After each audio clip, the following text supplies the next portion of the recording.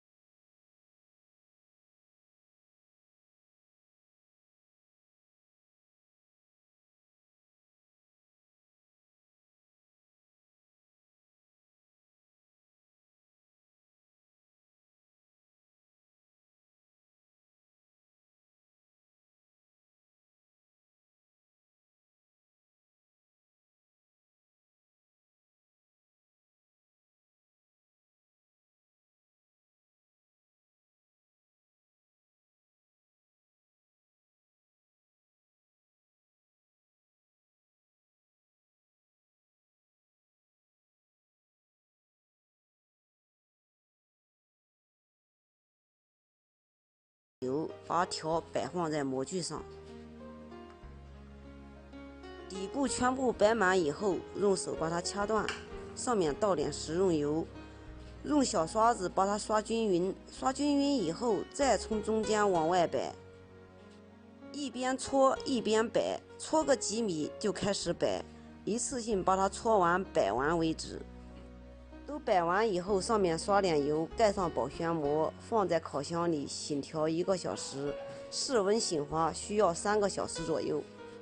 时间到，起锅烧油，趁着油还没热，现在先把条盘一下，把2个头拿起，往手上绕一圈一圈的，绕到够1把的时候放在案子上，以免等一会儿忙不过来。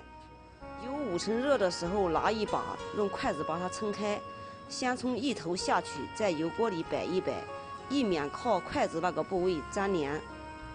把另一头也给它放在油锅里摆一摆，摆好以后筷子都提起来，把中间摆一摆，以免中间粘连和并条。摆完以后趁着还是软的，2头对折，然后放在油锅里不要动，稍等一下再把筷子抽掉，然后用筷子把它拢在一起，让它定型。油5成热下锅炸，炸至筷子去下来时，立马转中小火，这个时候是起酥起泡最关键的时候。炸至1面金黄时，给它翻个面，炸至2面金黄时就可以出锅啦。炸好了，我来尝一下，看这上面全是小泡泡。脆呀，又香又脆，真的是太好吃了。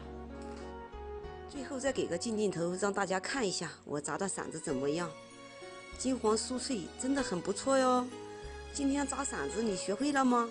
我是于姐，如果你喜欢我的视频，请不要忘记关注我哟。